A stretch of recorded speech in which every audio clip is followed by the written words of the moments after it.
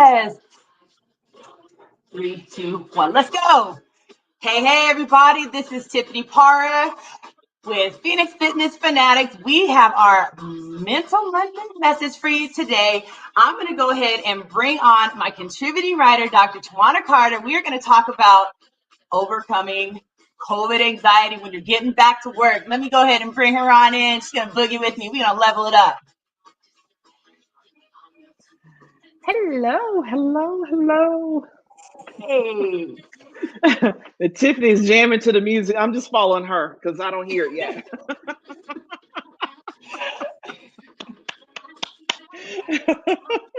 Yes. Level up. There we go. All right. Thank you so much for joining me this Mental Monday morning, Dr. Twanna. We're gonna talk about just COVID anxiety, man, and getting back to work, returning back to work. I know there's a lot of issues behind that. People are scared to go back to work. People don't know what they want to do anymore. So we're going to just have a nice conversation about how to just overcome some of this COVID anxiety. So Dr. Twanna, welcome. Thank you so much for joining me. And let's talk about this COVID anxiety stuff that's going on. Absolutely.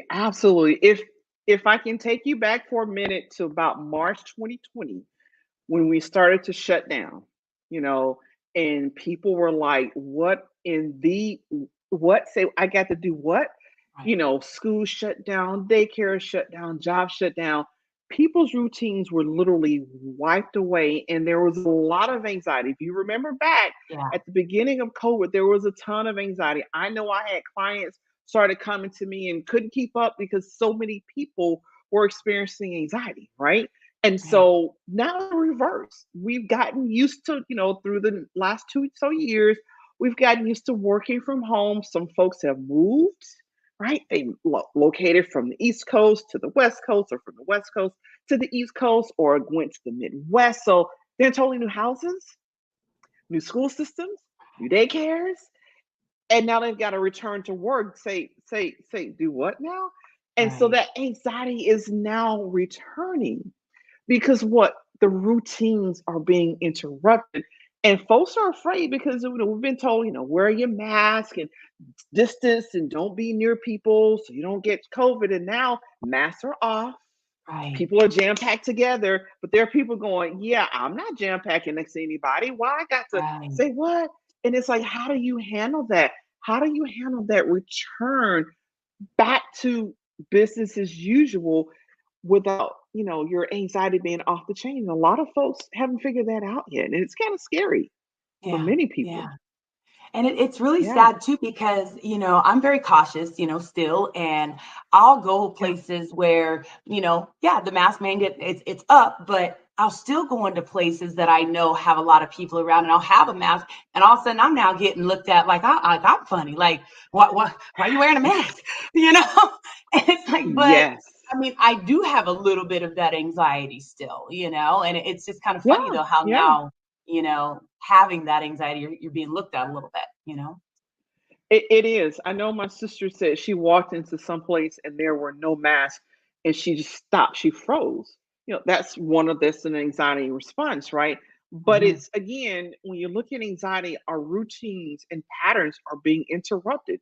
For almost 2 years, we've mask on, mask on, mask on. Now it's mask off. I mean, for some people, they did not do a mask, but for many of those folks, it was also an anxiety response why they chose not to do a mask. Right. And I have had to explain that to people to see why some people were like, I will not wear a mask. It was an anxiety response. It was them trying to control what they could control, because we could not control COVID. We could not control the pandemic. Lack of control can feed into feeling anxious. Yeah. No, I definitely agree with you there. It's like, that's why I, for the longest time, didn't like to fly until somebody said, you know what? You're a control freak. I said, what? I'm a control freak? What do you mean? No, that's why you don't like to fly, because you're a control freak and you can't control what happens to you up in the air. You feel like you can control yourself more on the ground. And I had to think about that. And I said, well, you're right. And they said, well, you know that there's Yeah. more car accidents than there are planes falling out of the sky. So what's your problem? And at that point, I'm like, I don't know. And now I can Yeah. fly. It's that Now I don't have that that problem. it is the underlying fear. Now, oftentimes, so we're not, some folks are control freaks, but when we're talking about control when it comes to anxiety, the subconscious is what really tells us what to Yeah, do 55 to 90% of the day. A lot of us like to think because we're human beings, we have a conscious brain and we're intelligent, we think. Guess what? That's still rolled by the right. subconscious. The subconscious likes habits and routines and patterns because it knows what's coming next. So when you're Mhm. flying, it takes the control from you, it hands it to whoever's, piloting that plane. And their brain's like, we don't know what's coming next. I can't predict what comes next, and I can't make you do. And therefore, you have that fear, right? And Yeah. again, that's a part and parcel of anxiety. It's trying to control what's happening in the future. When I talk to my clients, I pretty much tell them. So here's where we should live. This is a current, right? Current. When we have anxiety, we want to live here. You can't. It's not here yet. And the fact that you can't causes anxiety. Now, the folks that ruminate over things that have already happened, they keep ruminating and ruminating, they have depression because they're trying to have some control over stuff that already happened. You can't control what has happened Right. and you can't control what's coming. Anxiety Mhm. here, depression here. The goal is to get folks to live here where you currently are because you can influence many things. Not everything you can influence here, but this is where your influence lies, right? Right. Yeah. And it's just about being present in the moment, right? In the moment, in the Yeah. right here, in this moment, this one right here, and not Right. so much about what's coming. And it's okay to plan for the future, but it's us trying to live in it and now control it and dictate what happens when that causes stress and Right. anxiety. Yeah, it's I think I used to live in that space where it was always trying to figure out what's coming next. And once I did finally just say, hey, let's start just enjoying this moment because I was missing so many moments. I was wondering Yes. why, I was so disconnected from, a lot of different things. And it was because I was living either, like I said, in that past because I was angry and upset about certain things and holding a grudge, Yes. or I was Hmm. just trying to, no, this is going to happen. And and if it doesn't happen this way, it really, but now I love living in the present because when you're in that present Yes. moment, it's just magnificent because you can enjoy the Excellent. conversation that you're having with, someone and really, really enjoy that authentic person and getting to know that person, not thinking about, what's coming next and, what else is on your mind over Exactly. here. No, just really being And focused if that here. doesn't happen, then that means I need to do this. And if that doesn't happen, I got to do this. Then I got to do it. Then I got to do it. And you're all here. And meanwhile, Yeah. your body is all the way up here because it's like danger. If we don't do that, it's danger. And you're living in that anxiety, fight or flight, right? And Right. it gets to be miserable. And a lot of folks, some folks will tell people with anxiety, it's just all in your head. It's not as simple as it being all in your head Right. because anxiety draws a lot of energy. And Mm-hmm. that's a lot of energy that's wasted on anxiety. You're not living your best life. There's Right. so many things that you miss out on because anxiety is sucking up all that energy, and you don't have energy to do the things you really want to do. Yeah, yeah. It's like just Yeah, take a breath. yeah, Just take a breath and be just exactly. Take several. That's what I tell people. It's like take a breath. In fact, take several. right, right, right. I teach my clients like the whole conscious breathing, I mean, especially after Yeah, our workout because your heart rate's up here, I'm like, okay, let's take a minute. Let's go ahead and breathe in through the nose, out through the mouth. Let's count it out, exactly. and it does. It really, really changes everything when you're able It to. does. That's grounding. That's what you're doing, using that breath to do the grounding. Of course, extra oxygen to the brain. The brain starts to go, okay, we're getting extra oxygen. Things might be okay. And then you Right. just start to ground. Like really pay a temperature to the air in the room around you. What are you Hmm. feeling? What does that feel like? Go to that body, right? Where are your feet at? Yeah. Are they on the floor? Are you wearing shoes? What kind of shoes are you wearing? Are you Right. barefoot? Are you flip Yes. flops? Are you on the carpet? One of the things I've always loved to do after, a hard day at work when I was working for other folks was I would come home and take my shoes off and just rub my feet on the carpet. We're not realizing that's a form of grounding. It's just that connection to the things that are around you. And once you start to ground yourself, you are not living here anymore. You're not living here. You're just living in that moment, right? Those Yeah. deep breaths, getting those feet on the floor, taking those Right. what do you hear? Like I do Yes. What are positive the, intelligence. And it's like, what is yeah. the furthest sound away from you that you could hear? And that's a little different than we normally do. And once you start to do that and you're pulling energies from that fight or flight, you're in danger, to know we just need to observe where are we? We have to ground and be in this moment. And then practice listening to what's close up. What's the closest sound you can hear? All Yeah. those things work and effectively ground you in the moment, so Yeah. you're not living out there trying to predict what comes next. Right. Yeah.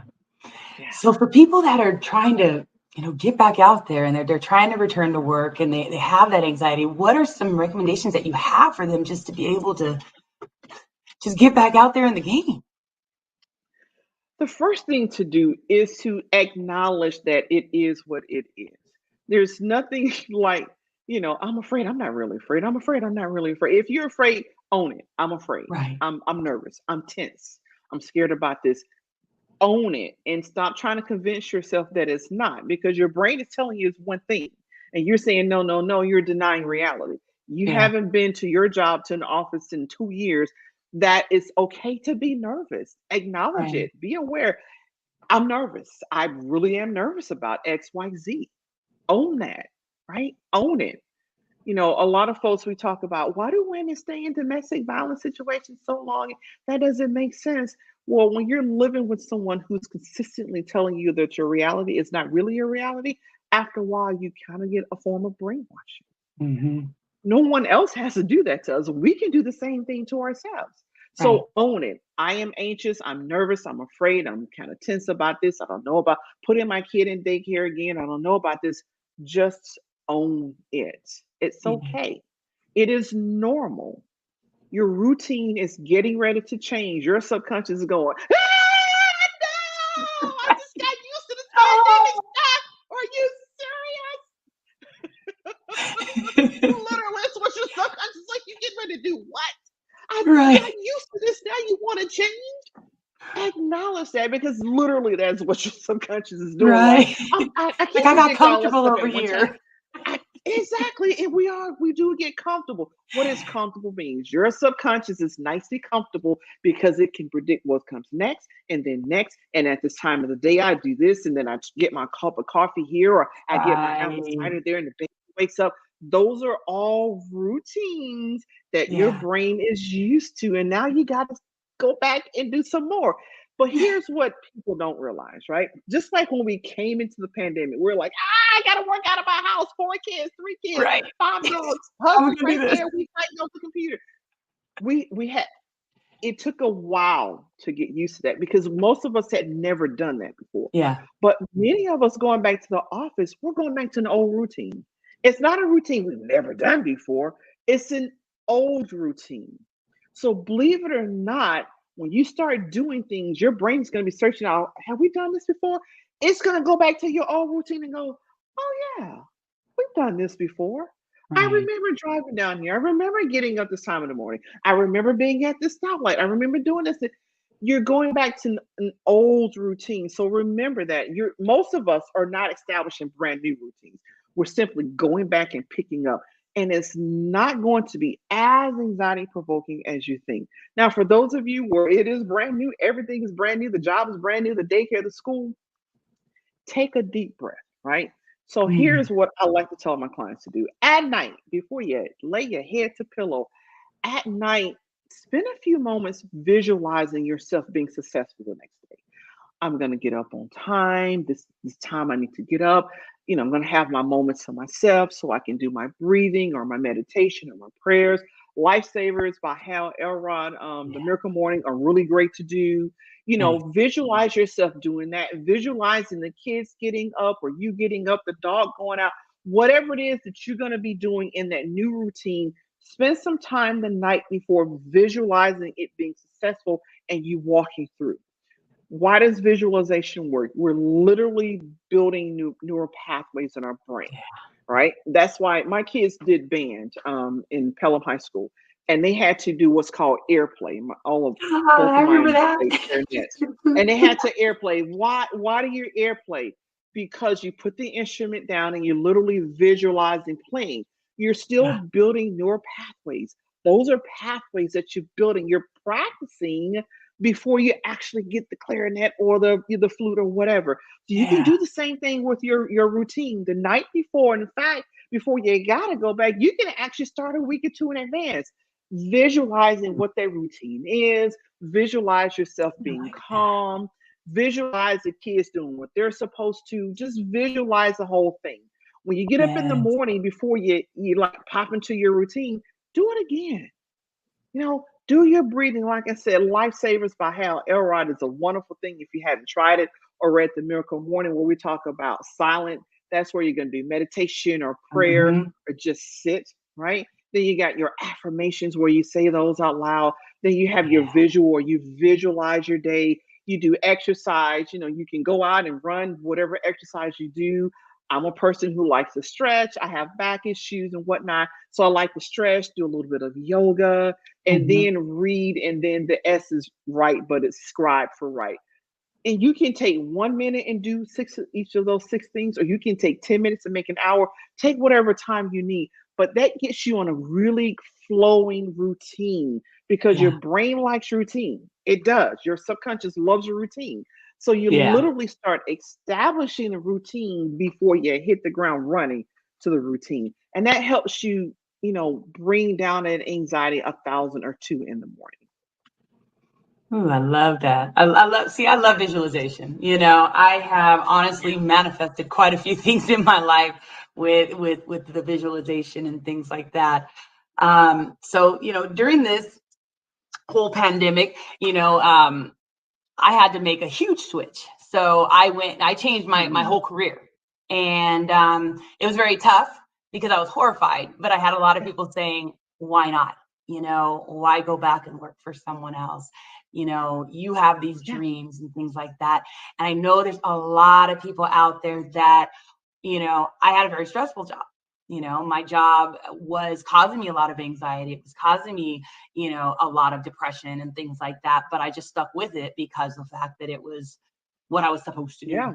You know, so this pandemic, it was really kind of, I mean, in my life, it was almost a blessing for me because it pushed me out there to have to pivot and have to reach Mhm. out there to people that maybe I never would have thought I would reach out to talk to and things like that, just to try to to make it work. Yeah. I know there's a lot of people out there that are just they're struggling and they want to Yeah. get Yeah. into that career of their dreams.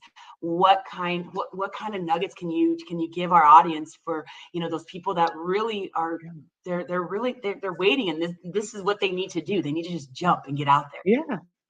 Yeah. And so here's the thing about the pandemic. It's horrible the lives lost across the world. It really is. Right, And definitely. part of the human experience and part of dealing with this type of trauma and this type of stress is also to look for what happened that was positive. One of the most positive things to come out of the pandemic, a lot of people slowed all the way down, which gave them chance to say, I don't like my job. Why am I doing this job? Money isn't important, or I'm doing all this and I'm not making enough money. And so a lot of us came to these decisions where we're not happy in our jobs. And that's why you see all the switching. And some folks are just stuck because you're on a pattern. You've had this job for 5 years, 10 years, 15 years, 20 years. And your brain's like, no, no, no, we're not changing. We're not changing. That's the reason why you feel like you're stuck because your brain's like, I can't do that. Well, Yeah. if you look at career change is trying to do 150 things all at one time and do all the moving parts all at one time, yeah, your brain's just going to freak out and just keep you right where you are. The Yeah. thing to do is to break it down into manageable steps, right? What's an easy step? Visualize yourself getting another job. Let's just start there. You don't threaten, you're not threatened. You can sit down and visualize. In fact, I do a career visualization with folks. And I've had folks discover their niche for their businesses. They've discovered their new jobs. You can sit down and visualize that. You can do it on your own, or you can get someone like me to walk you through an hour of visualization. It works, right? So that's the number one thing. That's an easy step you can do. Always tell my clients, always be networking. So you should never stop networking. But I know you get caught up, you get busy. I've been in the job 10 years. Why I need to network? So if you're not already networking or it's slowed down to like a snail's pace or like it's altogether you're not, well, it's easy enough to start reaching out to your network. Start holding virtual coffees. We're opening back up now. Go meet someone at a Starbucks. If Starbucks is not your place, go meet them at Dunkin' Donuts, wherever you want to grab a cup of coffee and talk. And you can do that simply. Also, getting in contact with that networking, because I'm an introvert and I have social anxiety. So I'm not always one to want to be around a whole bunch of people or reaching out. Mhm. I get that. But you can also network by doing something as simple as you have someone on your network that say that's in education, right? And go out and find a new article, some new research, and say, "Hey, I found this. I thought you may be interested in that." Zing it, send an email to them, send it on LinkedIn, even better. You just reconnected with the network. It's not hard. It's not difficult. Sometimes we hear the word networking. Oh, it's got to Yeah. be this formal thing. No, it doesn't. You know the people in your network, and if you don't, you should be on their LinkedIn page to find out who they are. What are they putting out on LinkedIn? What are they interested in? What are they talking about? Well, find different kind of articles, research articles, magazine articles, and just send it to them. Hey, I read this today, and I thought about you. Let me know what you think about this. Bam, established. And Yeah. most of us are too busy to go around finding all these articles. You've literally provided them with new research they didn't have to go looking for, right? I had a client that did this because she kind of gave me that eye roll, like, not networking, not doing that, because she didn't like it. And I was like, no. She took a deep breath. She said, all right, Twanna, I'm gonna try this. I'm gonna try this. Then she came back and go, "Oh my God, do you know that work? These people sent me back. They were so happy to hear from me. They wanted to know where I was. They were thankful for the article." I was like, see,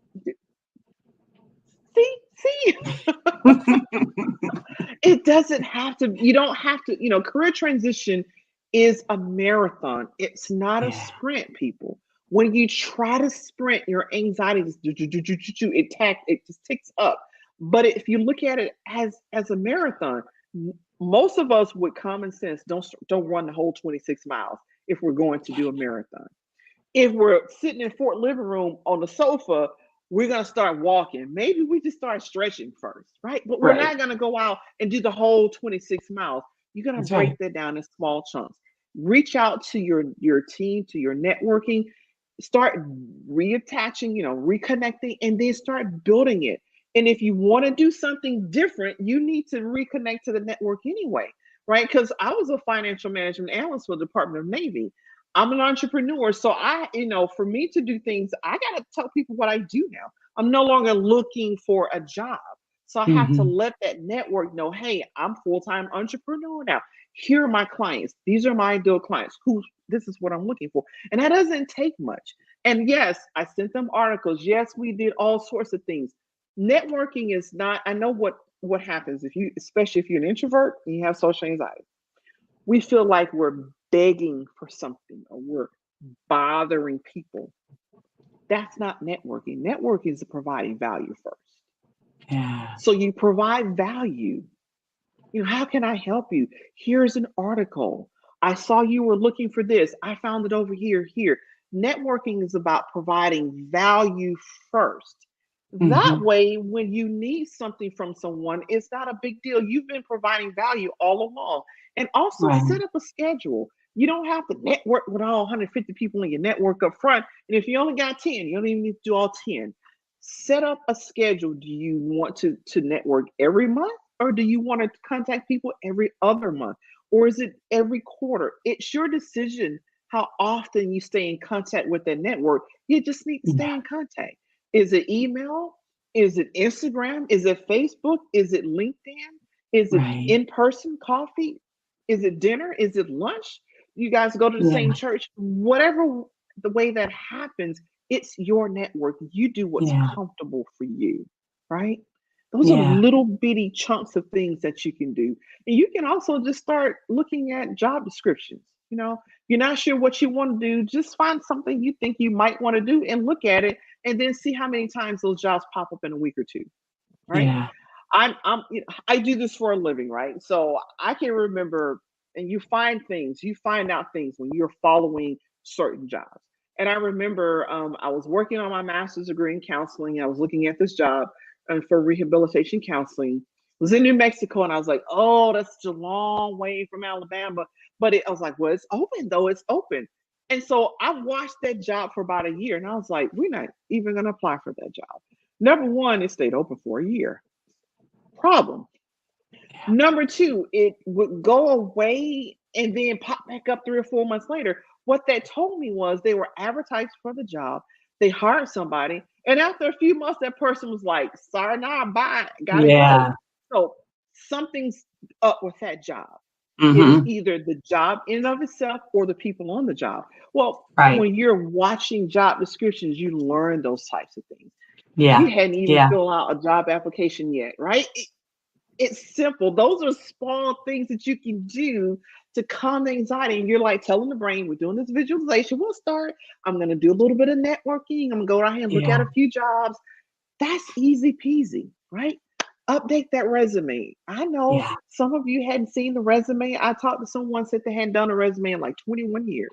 It is a little Wow. daunting. It's a little daunting Yeah. to think about doing a resume. You can do it yourself. Start reading things on resume or hire a career Yeah. coach. You can hire someone who just does resumes. I'll be honest Resumes. with you. Yeah. I do this for a Definitely. living. I do this for a living, but when I was working for others, someone else did my resume. I was like, here Yeah. you go. I need to do my resume. And I help people do resumes. I've helped people get $81,000 raises by doing their resumes for them. Yeah. But when it came time to me, I hired someone else to do my resume.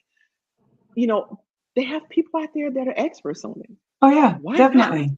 And you have a lot of those Why job not? boards out there, your Monsters, your ZipRecruiters, and things like You that. They have do. services that'll help you Exactly. with your resume. They have So, those yeah. services that will do that for you. And those are Mhm. easy. Those are, and I Yeah. mentioned resume because that's the biggest hurdle because I know people say, but I haven't done a resume in 15 years. It's okay. Right Yeah. now, from Right. this point forward, because this is what I teach my clients, from this point forward, every new job duty that you get, every new thing that you learn, immediately put out your resume and update it.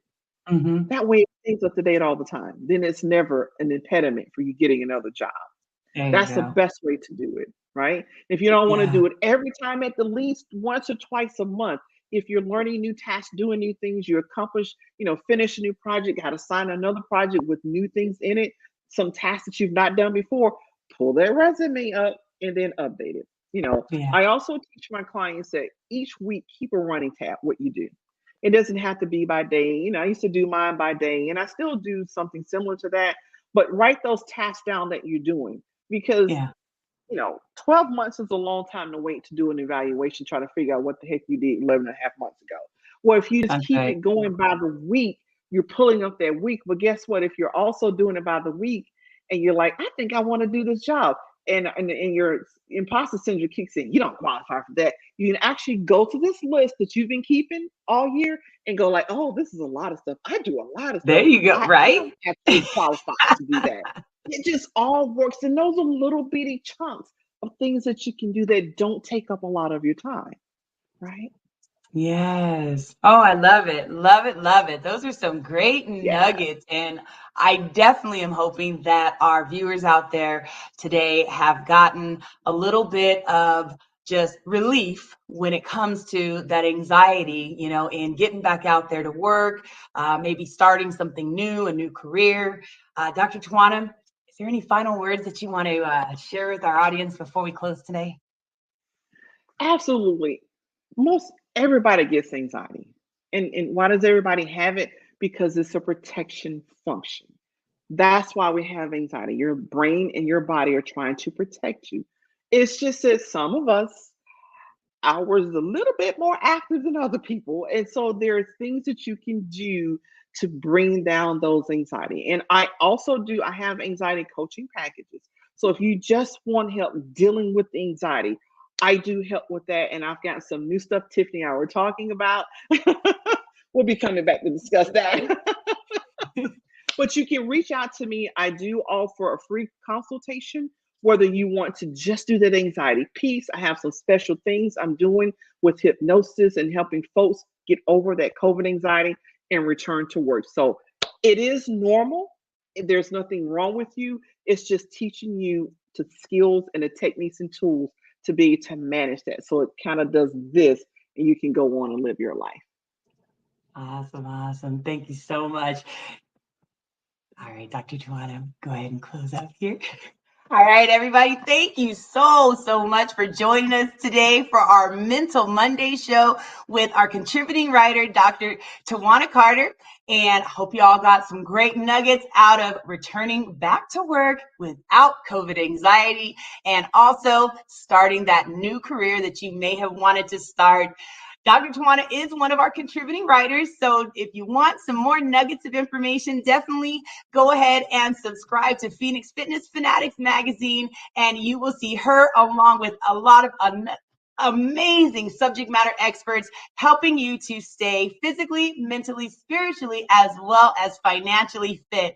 All right, everybody, thank you so much. Have a wonderful day, and we'll see you on the flip side. Take care.